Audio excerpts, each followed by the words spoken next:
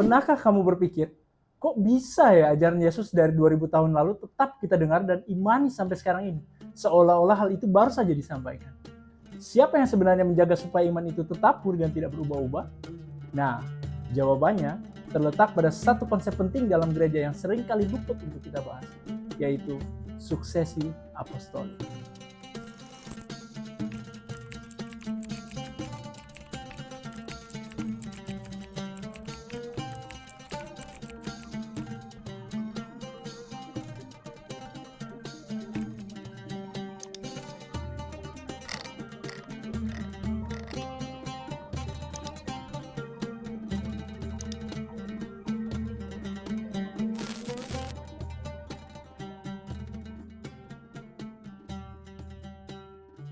Apostolic succession refers to the succession of bishops from the apostles.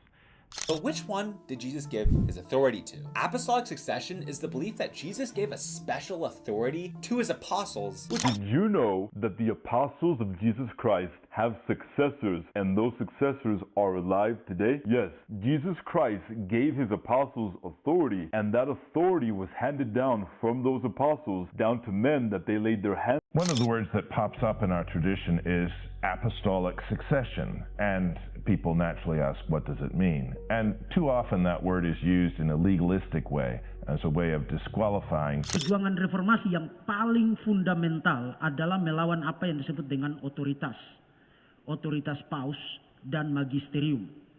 Dan itu terkait dengan konsep ini, terkait dengan doktrin tentang suksesi apostolik. Dalam nama Bapa dan Putra dan Roh Kudus Allah yang Esa.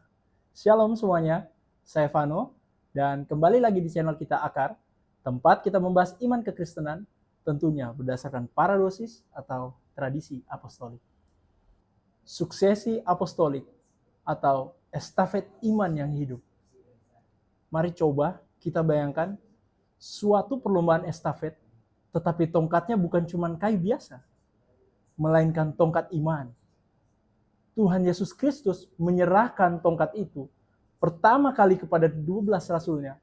Para rasul lalu menyerahkannya kepada para uskup, iman, dan pemimpin gereja setelah mereka. Dan dari situlah iman yang asli itu terus diwariskan dari generasi ke generasi hingga hari ini. Tentunya bukan asal disampaikan, tetapi dengan otoritas, doa, dan penyertaan oleh Roh Kudus.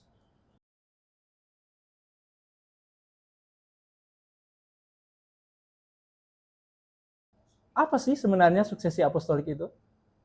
Tentunya secara sederhana, ini adalah pewarisan iman secara sah dari satu generasi ke generasi berikutnya. Rasul Yohanes berkata, apa yang kami dengar, kami lihat, dan kami raba. Itulah yang kami tuliskan. Tertulis di 1 Yohanes 1 ayat 1. Jadi yang kita terima hari ini adalah iman dari para saksi mata langsung, dan bukan cerita yang dibuat-buat.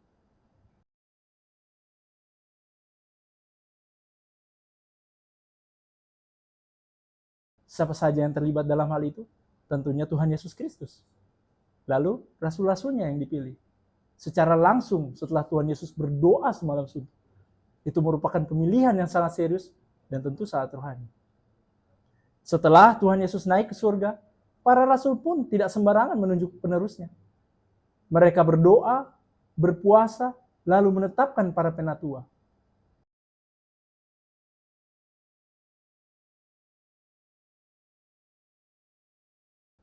Kapan suksesi apostolik itu dimulai? Yaitu dari pelayanan Tuhan Yesus sendiri. Saat ia mengutus murid-muridnya ke rumah-rumah Israel. Lalu saat kebangkitan ia berkata, sama seperti Bapa mengutus aku mengutus kamu. Pada Yohanes 20 ayat 21. Dan akhirnya memberi amanat agung sebelum naik ke surga. Kita bisa baca di Matius 28 ayat 19-20.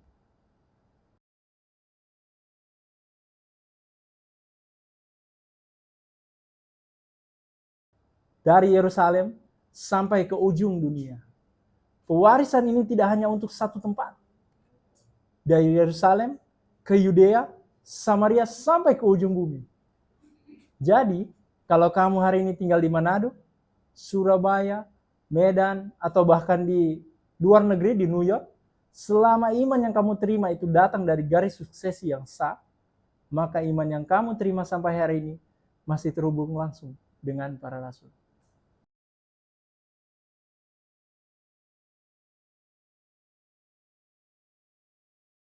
Kenapa ini penting?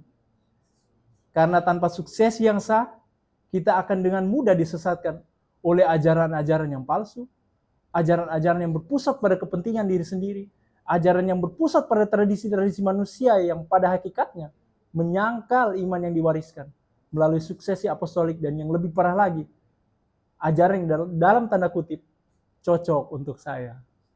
Santo Yudas dalam suratnya Yudas 1 ayat 3 berkata, mengingatkan kita untuk berjuang mempertahankan iman yang telah disampaikan kepada orang-orang kudus. Dalam dunia yang penuh informasi dan interpretasi atau tafsiran-tafsiran bebas, suksesi apostolik itu seperti pagar yang menjaga kita tetap di jalan yang lurus.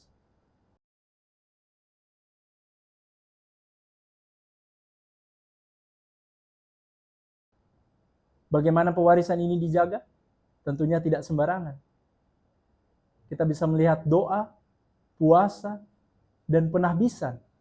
Dan yang paling penting adalah penyertaan oleh Roh Kudus itu sendiri. Tradisi gereja bukanlah ritual kaku, tapi aliran kehidupan. Dari Kristus kepada para rasul, lalu kepada penerus-penerus mereka.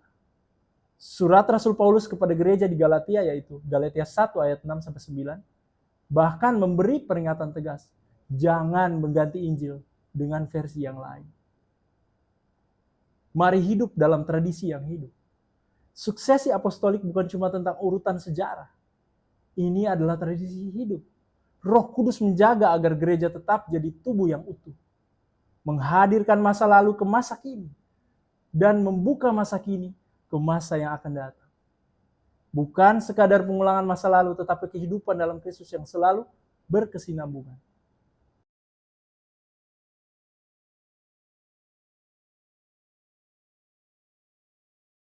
Jadi, sekarang tinggal kita yang harus jujur. Bertanya pada diri kita sendiri. Apakah saya sedang berada dalam jalur estafet yang benar? Sudahkah saya benar-benar mengenal apa itu suksesi apostolik? Dan tentunya, apakah saya berada dalam gereja yang terhubung langsung dengan garis suksesi apostolik atau suksesi para rasul?